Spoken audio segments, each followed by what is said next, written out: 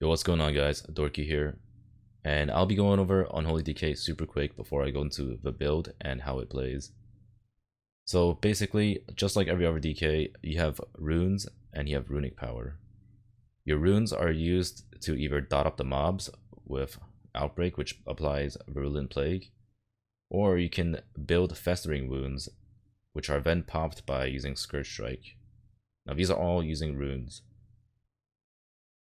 You can also pop Death and Decay so that you can pop multiple wounds at once, or just Scourge Strike multiple targets if you want.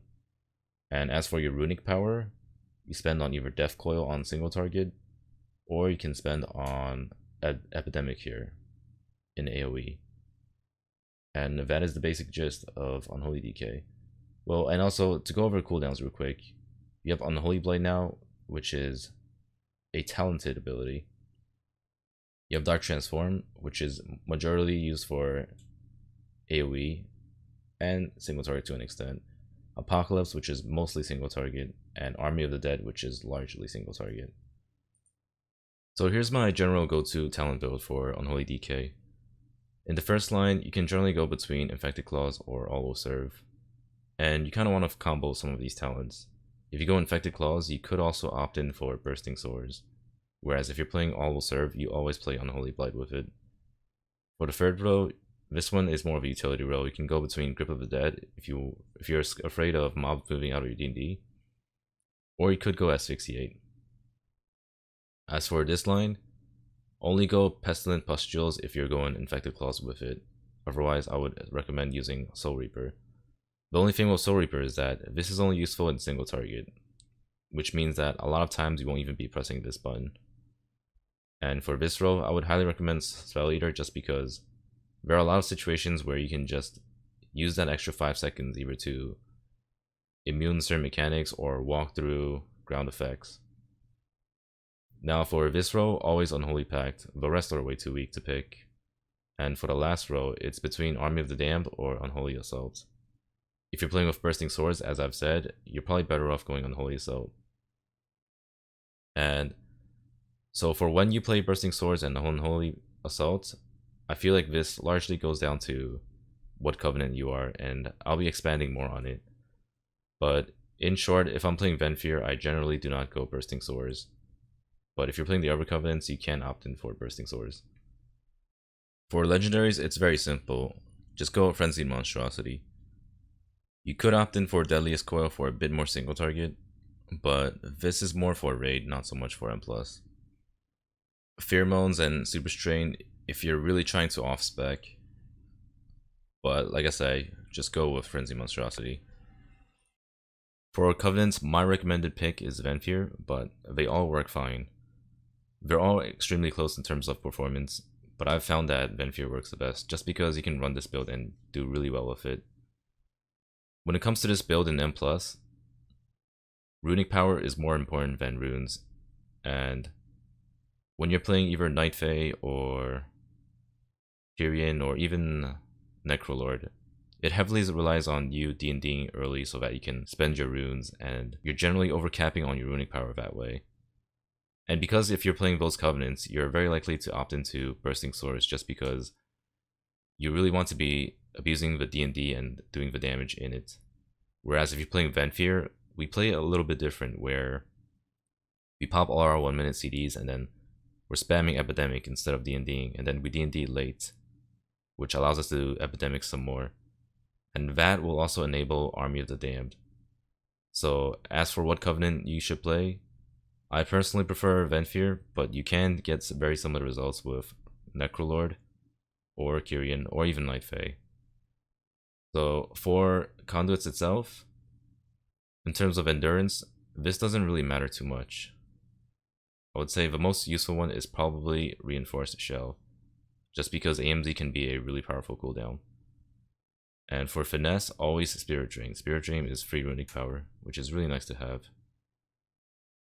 And for the potency, Eternal Hunger here helps you the most with AoE damage, whereas you could also go for Convocation for a bit more single target build. But that aside, if you're playing Venthyr, you can also opt in for Impenetrable Gloom, which is quite alright. And if I was playing Venfear, I would usually go Nagia and go Van this line. I have heard good things about Fiotar, but I haven't played with this too much yet. And I do feel like this could potentially cause you to lose uptime on this ability if you're not standing in it. However, if you can stay into this in this little area for the majority of it, this is probably the strongest one. So as for stats, as a Unholy, just get as much mastery as you can. I wouldn't worry too much about the other stats. You can get mastery, get in some haste, and get in some crit. And verse is less useful, but keep some of that too. So just get a lot of mastery. Alright, now for the gameplay section, I'm going to break down into a few parts. The first one is just the basic AoE rotation. Unholy is actually extremely simple now compared to BFA. So the whole idea here is we're going into a pack, we're going to pop 3 1-minute cooldowns. We're going to pop Unholy Blight, we're going to pop Dark Transform, and then we'll use Swarming Mist last. And we'll be using this with our 1-minute badge trinket. So here we go. We go into the pole, Unholy Blight right away, first global. Into Dark Transform here. Into Swarming Mist and the badge. And then here, you just spam Epidemic over and over and over. We have all these wounds building up, but that is fine. And we just want to keep spamming, keep spamming. And I dropped the zone there because this pole has a lot of magic damage. This is where Unholy Decay gains a lot of utility. This anti-magic zone is extremely useful. Might have been slightly premature, but I saw that we had a bunch of soul carvers and there was a cast going out and we had an overgrowth on me. So I figured it'd be a good time to use it. Now I'm doing a lot of damage by just literally mashing Epidemic over and over. And now that I'm finally out of runic power, I drop a D&D and I stop popping my Scourge Strikes. And my runic power instantly fills back to full. This is when I can start epidemicing again. And here we go, we get in a few Scourge Strikes to pop some wounds, and then now we're popping some epidemic. And that is basically it for the rotation. So for Apocalypse usage, you generally do not want to be using Apocalypse in this large of a pole, especially when mobs are dying that fast. Unless there is a must kill target. If there's a target that has to die with high priority, it's probably better to use Apocalypse on it. Otherwise, it's not worth the global and trash will die before you can get everything off. Now in this situation, we did overkill a bit because we had such high damage between me and the Hunter. Hunter being one of the highest damage class in the game right now. But if the pack was living longer, that's where having Infected Claws really shines, because the whole idea behind this build is that you can dump all your runic power with Swarming Mist, and you're just constantly gaining it through Swarming Mist. And when that is over, you can D&D and you gain a ton of runic power back, and you start dumping there again. Now, as for what makes this special is that you can get your army back really fast, which is very huge because of Prideful, and I'll be explaining that in the next clip. So as I was saying, one of the main powers of this build is when you're going Venfear, you don't really have to go either single target or AoE. You can just opt in for one build that works for all, which is extremely valuable in M+. You don't want to be a specialist that can only do trash damage for overall. So here, we use up our main AoE abilities. Like I said, we don't pop Apocalypse. We have Army coming up really fast because we're just spamming Epidemic over and over. Now we get a Prideful. We already exhausted Unholy Blight, DT, and Swarming Mist, and our badge. So generally, no one will be having much damage for this Pride, especially if you're playing Bursting Swords without Army. Now I pop Army here. I get my Apocalypse out on the Pride, and I'm just nuking the Pride right now. I might be popping Unholy Blood here. Let's see. Do we pop it? No, we're holding it for our next pull.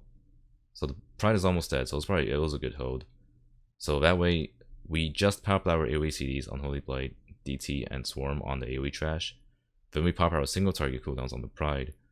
And with the Pride buff, we can pop our 1 minute cooldown again on the following pack. So I'm like glancing over the damage, I'm like, holy moly, I'm just beating everyone else in this Pride damage. Like, they might be looking better than me right now, the other guys on my team. I generally like to do this a lot, where I just look at how much damage is being done to the Pride, because In Shadowlands Season 1, these pride foes are extremely dangerous. This is at 17 stacks right now, which is pretty tame because we're killing it very fast, but if this lives for very long, as you can see, it's chunking everyone's HP very hard. And healing throughput right now is pretty weak. So these are a must kill target. And priority damage just means so much more than before.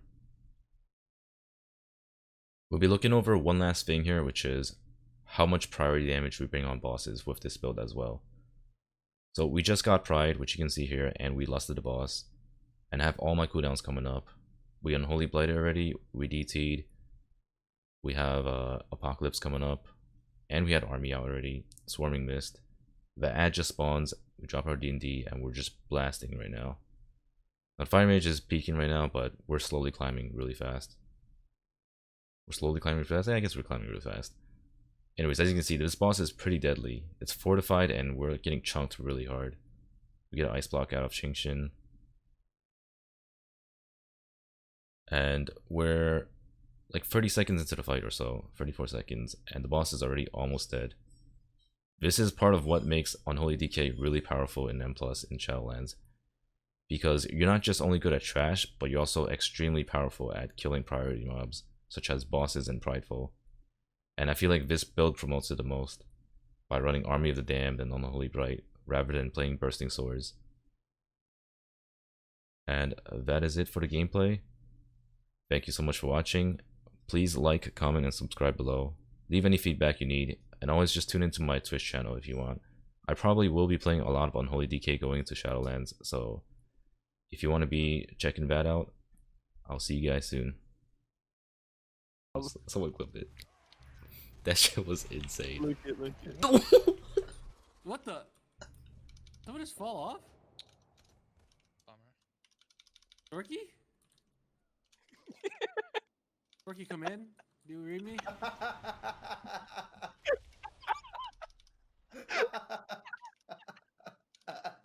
can't play the game. Feel me. I Stop actually laughing can't at play the him. game.